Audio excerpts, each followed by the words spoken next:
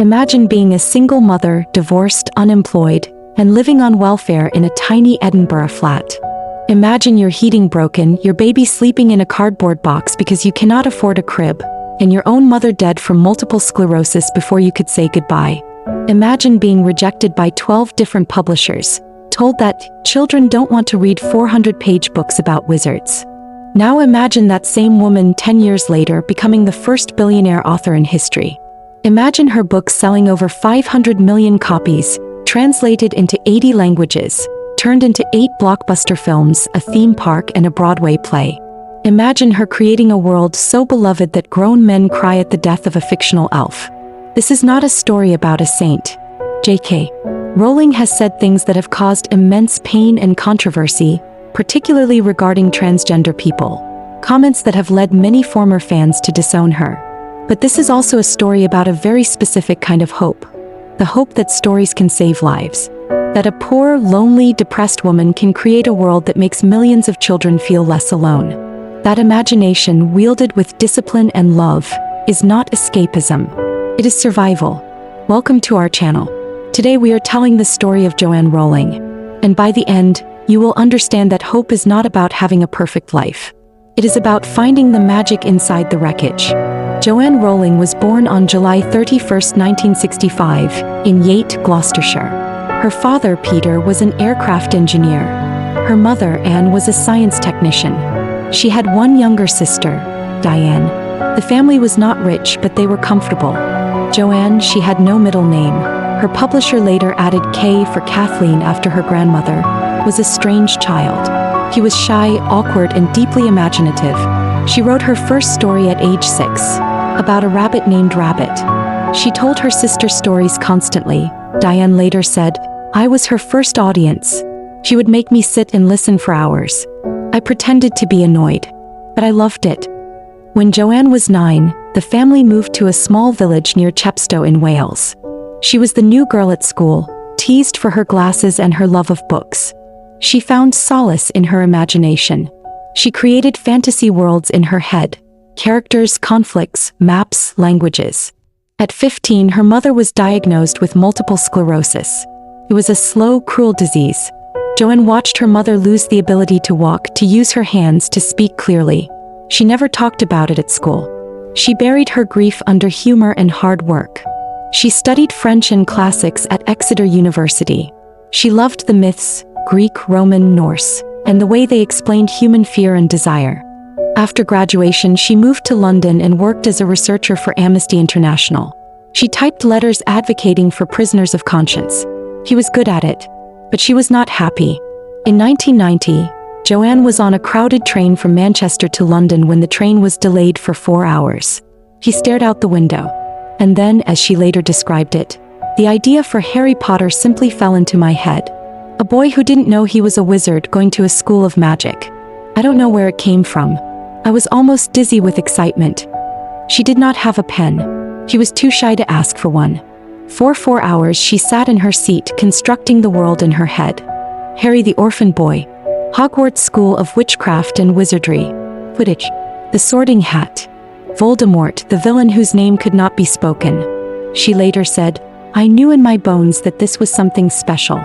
I had never felt that way about any other idea. It was like a gift." That same year her mother died, and Rowling was 45 years old. Joanne was 25. She did not get to say goodbye properly. She had been working on a novel, not Harry Potter, and had not visited her mother in the hospital as often as she should have. She carried that guilt for years. She later revealed that Harry Potter's deepest longing, to speak to his dead parents, came directly from her own grief. She wrote, "The mirror of Ariste shows your deepest, most desperate desire. Mine would have shown my mother. Alive. Well, proud of me."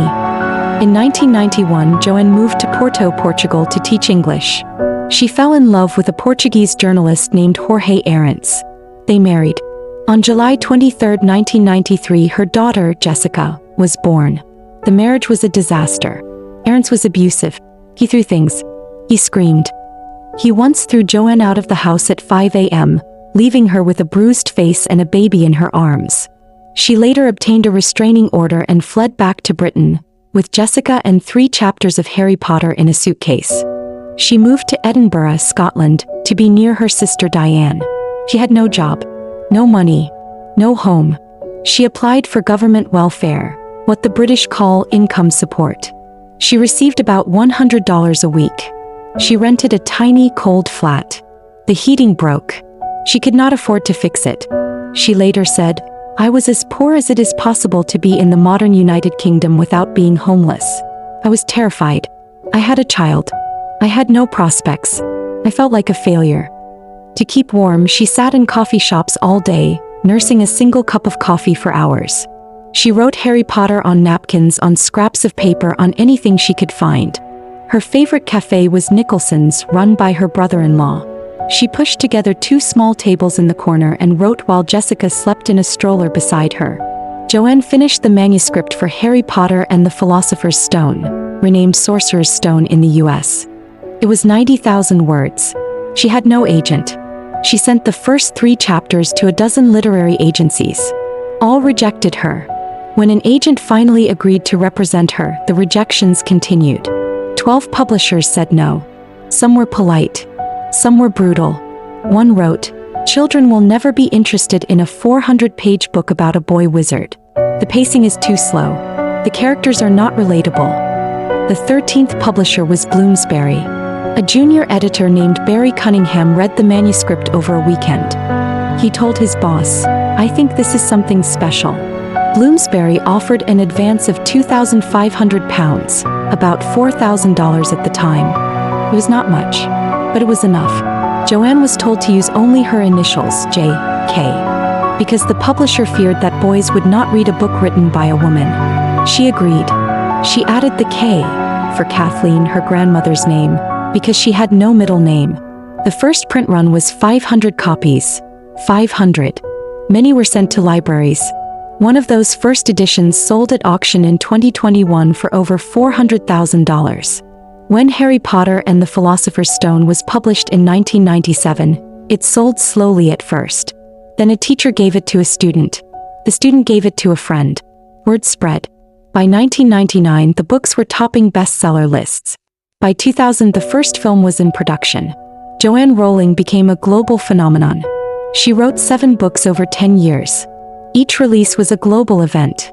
Children and adults lined up outside bookstores at midnight, dressed as wizards, waiting to see what happened next. The Harry Potter series sold over 500 million copies. It was translated into 80 languages.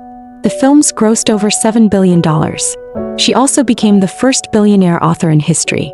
Forbes estimated her net worth at B L L N 2004. Ash L D Ash B N B L L N D Ash N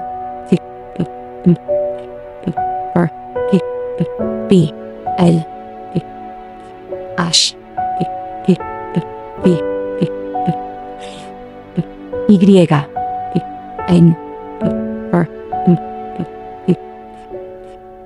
N Ash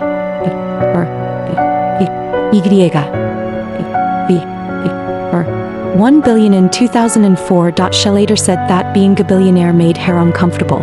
She gave away enormous sums to charity, over $160 million to causes including multiple sclerosis research, her mother's disease, single-parent families and children's literacy. She also bought back the apartment in Edinburgh where she had been so poor. She left it empty. She later explained, "I kept it as a reminder to never forget where I came from, to never forget that a single cup of coffee in a warm cafe can change a life." When Joanne finished the final book, Harry Potter and the Deathly Hallows, in 2007, she wrote the last chapter in a hotel room. She later described the moment. "I cried for about an hour. I felt like I had lost something. Those characters had been with me for 17 years. They were more real to me than most of the people I knew." The final book's epilogue shows Harry, now an adult, sending his own children off to Hogwarts. The last line, "All was well." Joanne later admitted that she changed the epilogue multiple times. She considered killing Harry. She considered leaving the ending ambiguous. But she decided that after all the death, pain, and sacrifice, her readers deserved hope. She wrote, "Happiness can be found even in the darkest of times, if one only remembers to turn on the light." In recent years, Joanne Rowling has become a highly controversial figure. Beginning in 2019, she made a series of public statements about sex and gender that many interpreted as transphobic. She argued that biological sex is real and important, and that some proposed changes to UK law could threaten the rights of women and girls. Transgender people and their allies responded with anger and pain. Many accused Rowling of spreading misinformation and hate. Several Harry Potter actors, including Daniel Radcliffe, Emma Watson, and Rupert Grint, publicly disagreed with her. Fans burned their books. Websites cut ties with her. Rowling did not back down. She continued to write essays and tweets explaining her views. She insisted that she was not transphobic, that she supported the rights of transgender people to live freely, but that she also believed in protecting single-sex spaces for vulnerable women. The debate intensified. Her reputation, once nearly untouchable, is now deeply divided. Many people who loved Harry Potter now feel betrayed. Others continue to support her. It is a painful, unresolved chapter in her story.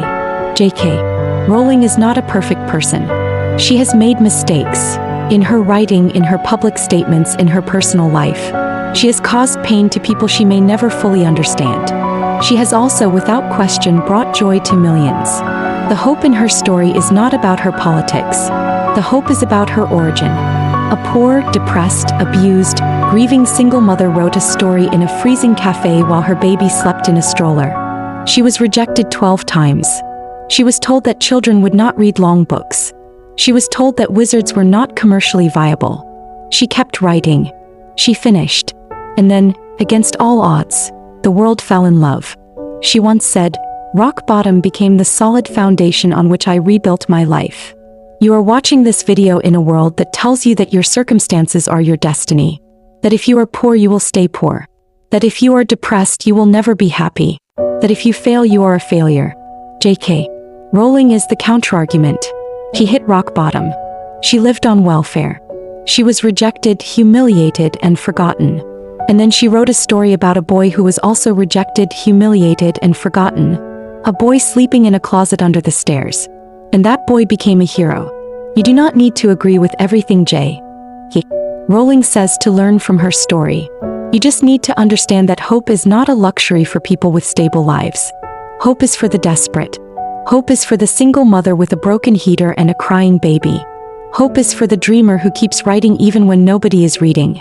She wrote, "It does not do to dwell on dreams and forget to live. So life, write, create, even if nobody believes in you.